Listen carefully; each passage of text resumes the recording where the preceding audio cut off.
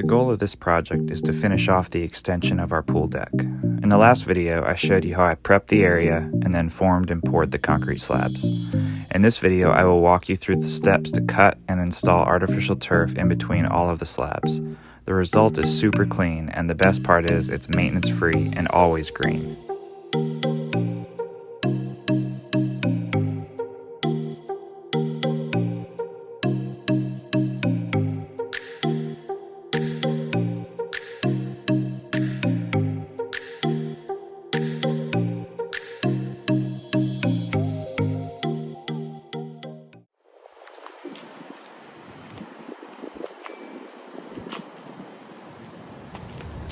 Alright, so we're going to take paver base and put it between all these concrete slabs to bring the height probably about an inch below the top of the surface of these, and that'll give us a nice base to install our artificial turf.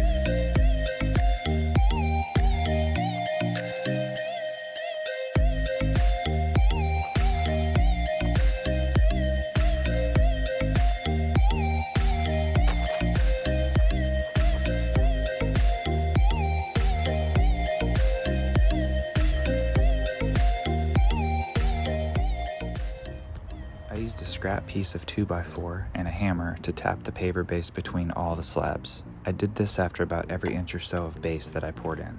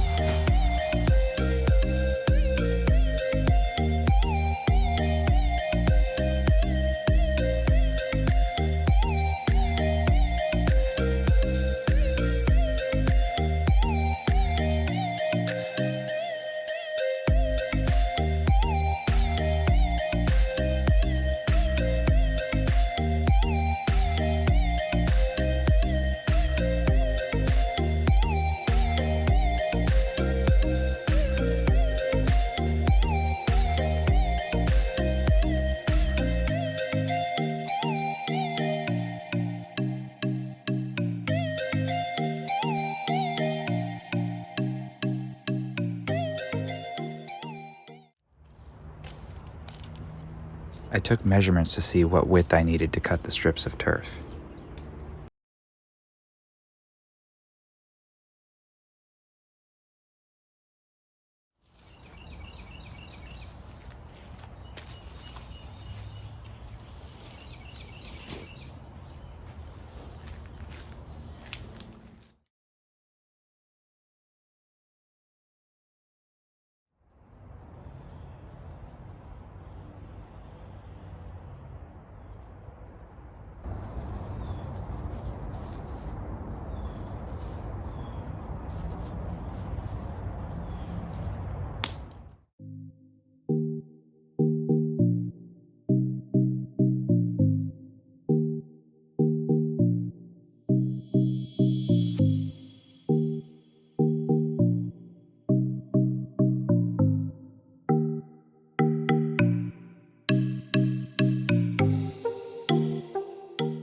brain hurt from trying to figure out the best way to cut the turf and maximize the material so that I didn't end up wasting any. I decided to think on it and lay some more base.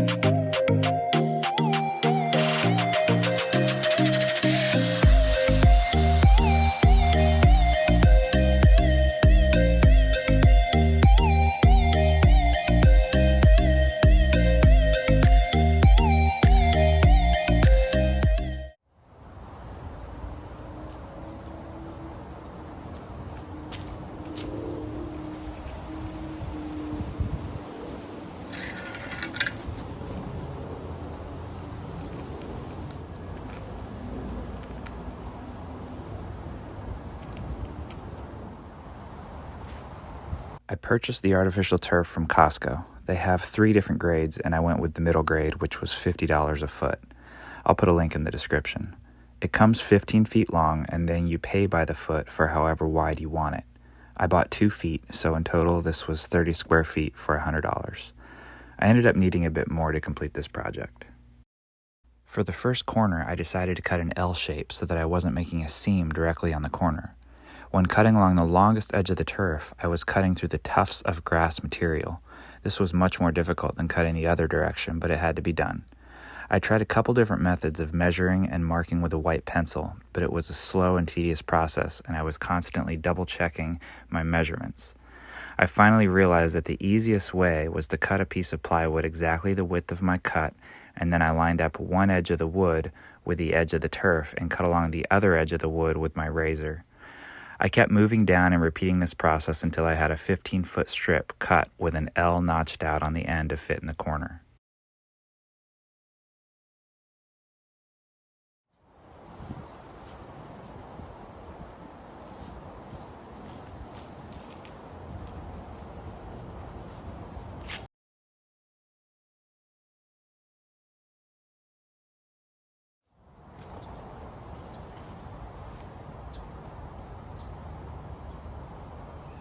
I'll link these staples in the description. I got these on Amazon. They were the best deal for the amount.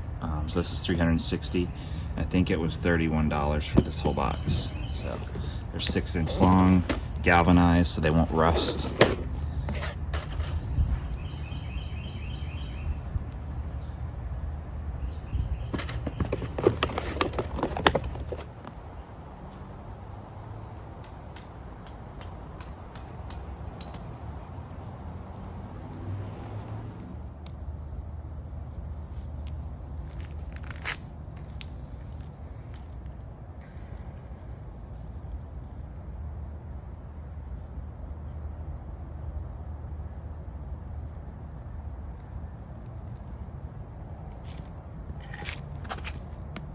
The first few staples I installed, I ended up hammering all the way in just to see how they would turn out. It's best to leave them out about an inch or so until you have completed a large section. Then you can go back through and finish hammering them in. This makes it much easier to see where you've already installed the staples.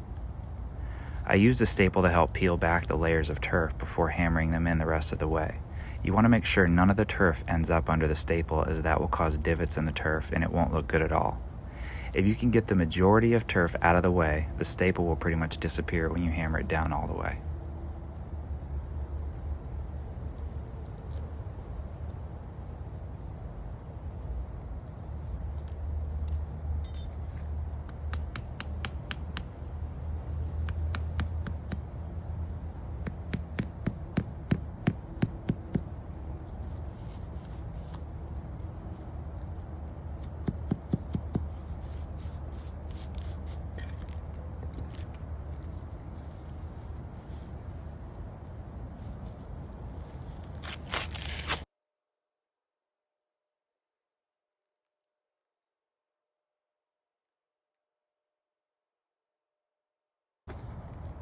I used a wooden stake to finish driving the staples in rather than hitting them with the hammer. This worked great, and I ended up using this method for the rest of the project.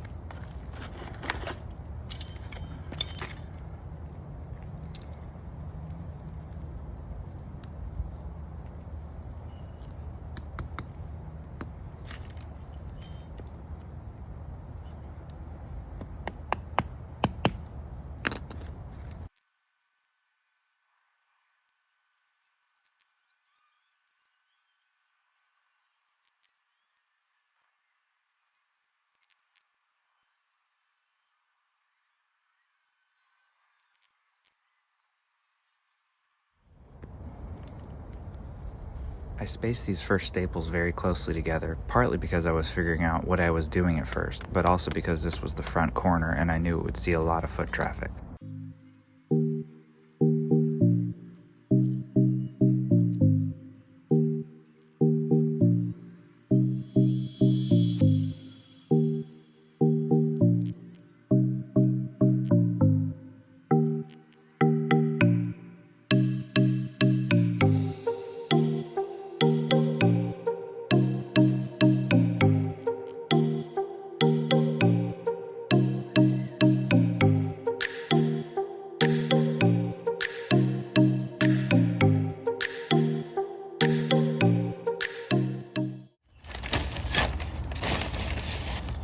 Add a little paver base here. I've got a low area.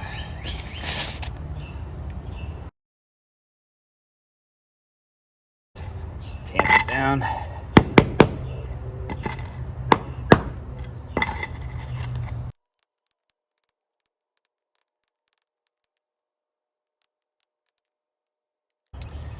The width between all my slabs here is 4 and 1/8 inch. So I've cut strips exactly that width. The easiest way to cut this turf is cutting along these rows. So in between.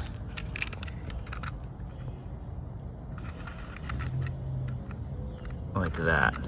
If you have to cut this way, it's a lot harder because you're actually cutting through the little tufts, whatever you call them, of turf. So definitely easier to cut this way, but in order to keep all the grain going one way for some of your rows, you're going to end up having to cut this way.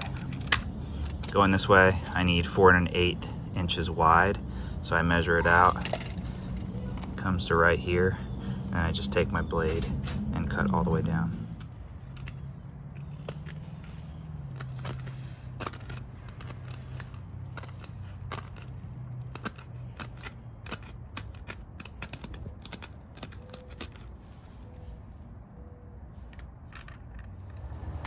I've kept the grain.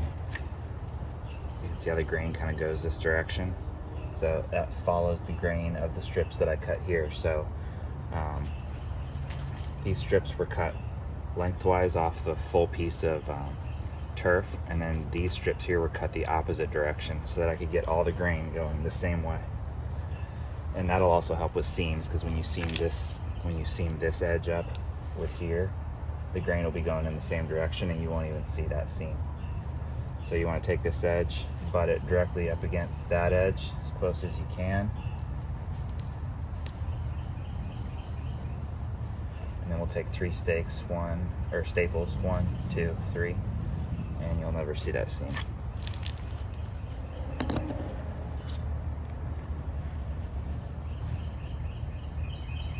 Make sure all the grass is pulled back and that your seam is butted up against one another. Start one there.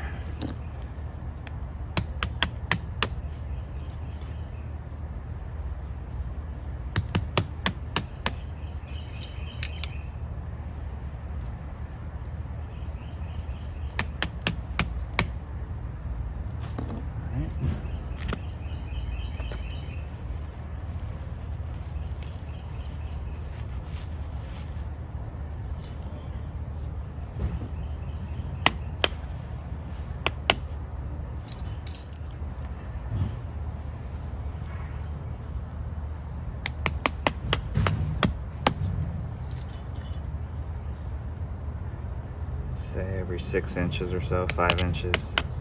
I'm probably overdoing it, but I have plenty of stakes, and the last thing I want to happen is have this thing flap up on the edge after a hard rain or when someone steps on it. So I'm probably using more than I need to, but better to be safe than sorry on this. I don't want to redo it later.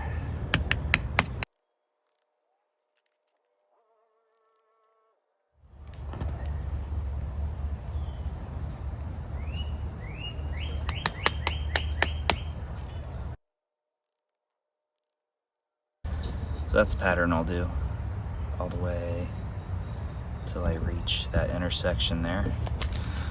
And then I'm gonna cut the turf right along here, right where it butts up against this next seam. And we'll do the same exact thing, 3 staples at the end to seam it. And then we'll start a new piece over on this side here.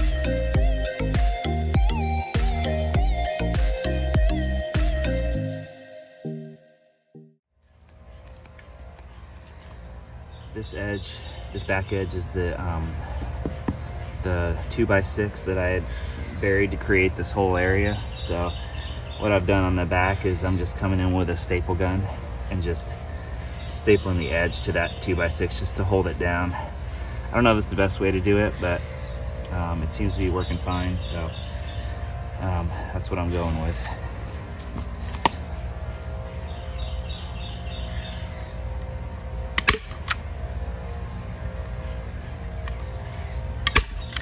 On like every inch or so.